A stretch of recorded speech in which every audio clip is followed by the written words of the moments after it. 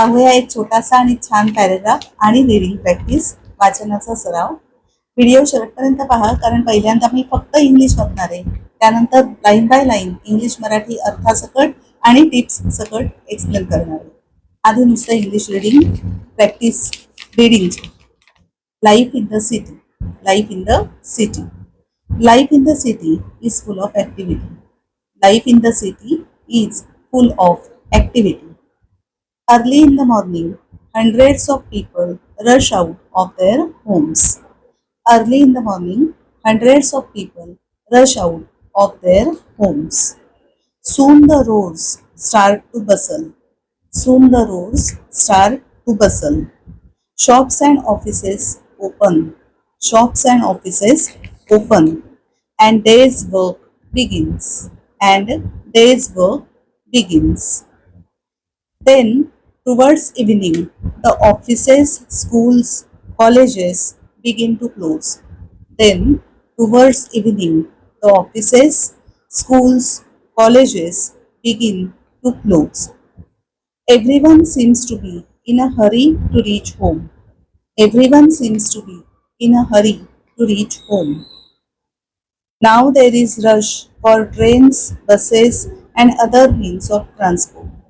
Now there is rush for trains, buses and other means of transport. Gradually, people return home. Gradually, people return home while others step out for shopping, dining and leisure. While others step out for shopping, dining and leisure. As darkness gradually spreads, as darkness gradually spreads, the city transforms into a dazzling scene full of life and movement. As darkness gradually spreads, the city transforms into a dazzling scene full of life and movement. Now paragraph is over. English reading झालं, कसं वाचायचं एक idea आली असेल. आता line by line आपण Marathi अर्थासकट and tips सकट पाहूया परत एकदा. लाईफ इन द सिटी हे त्याचं हेडिंग आहे पॅरेग्राफचं. शहरातील जीवन. Life in the city is full of activity. Life in the city is full of activity. शहरातील जीवन घडामोडींनी भरलेलं असतं. Early in the morning hundreds of people rush out of their homes.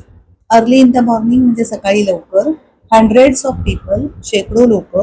Rush out actual पळतात किंवा धावतात. Of their homes घरातून बाहेर. मग अर्थ झाला, सकाळी लवकर शेकडो लोक त्यांच्या घराच्या बाहेर पडतात, घरातून बाहेर धावत धावत सुटतात. Soon the roads start to bustle. Soon the roads start to bustle. लवकरच रस्ते गजबजले जातात. लवकरच रस्ते गजबजायला लागतात. Shops and offices open. Shops and offices open. दुकानं आणि ऑफिस सुरू होतात, उघडतात. And day's work begins. And day's work begins. दिवसाची सुरुवात होते.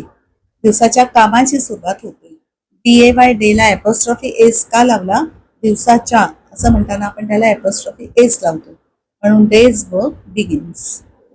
देन टुवर्ड्स इव्हिनिंग मग संध्याकाळच्या वेळी, हळूहळू संध्याकाळ होते त्यावेळी, the offices, schools, colleges begin to close.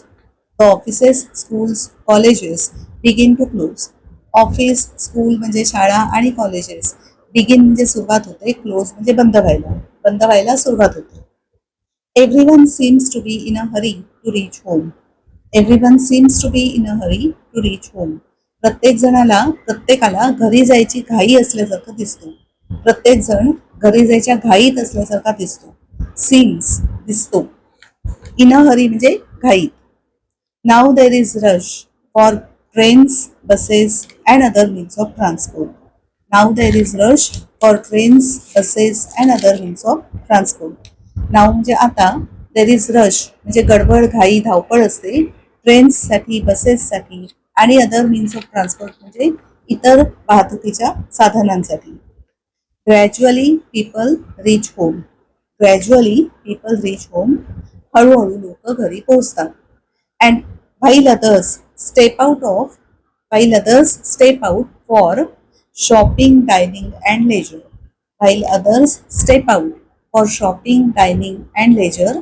आणि इतर बाकीची लोक शॉपिंग म्हणजे खरेदीसाठी, डायनिंग म्हणजे रात्री जेवणासाठी आणि लेजर म्हणजे मनोरंजनासाठी, करमणुकीसाठी स्टेप आउट बाहेर पडतात. As darkness gradually spreads, as darkness gradually spreads, म्हणजे जसा जसा अंधार व्हायला लागतो, the city transforms into a dazzling scene full of life and movement. The city transforms, transform म्हणजे बदलते, रूप बदलतं सिटीचं. इन अ dazzling scene, चकचकणारी चमकणारी अशी ती सिटी बनते. फुल of life and movement, full of life जिवंत वाटते आणि मुवमेंट म्हणजे हालचालीने गडबडीने भरून जाते. असा हा सिटीचा सुंदर देखावा सकाळपासून रात्रीपर्यंत या पॅराग्राफमध्ये आपण आज पाहिला. जोडीला टिप्स पण मी सांगितल्या, कधी कसं वापरायचं, पॉझेस कुठे घ्यायचे, उच्चार कसे करायचे. रीडिंग अतिशय इम्पॉर्टंट आहे. आता रीडिंग इम्पॉर्टंट का आहे, कारण जेव्हा आपण वाचत राहतो ना, एखादी गोष्ट जर तुम्हाला म्हणत राहायची आहे आणि परत परत ती वाचली जाते, तशी वाचली गेली ती मनात बसते. म्हणून वाचताना नाही चुकायचं. मुलांना सुद्धा जेव्हा सवय लावाल वाचायची, तेव्हा वाचन अतिशय महत्वाचं आहे, मनावर त्यांच्या बिंबवायला हवं. कारण जितकं वाचन चांगलं आणि जितकं जास्त, तितकी भाषा तुम्ही लवकर शिकाल. फक्त वाचताना स्टेप बाय स्टेप स्लोली न चुकता वाचायचं, एवढी मात्र प्रत्येकाने काळजी घ्यायला हवी आणि लहान मुलांनाही त्याप्रमाणे शिकवायला हवं. Thank you very much for watching this video today. Me Vinaya Tembe. Me MA with English literature from Mumbai university, BEd पण केलेलं आहे आणि diploma in counselling SNTT university मुंबईतून केला आहे. आणि ऑनलाईन क्लासेस माझे कायम चालू असतात. If you are interested you can contact me. माझा व्हॉट्सॲप नंबर इथे वर लिहिलेला आहे. सो थँक्स वन्स अगेन आणि बाय फॉर टुडे.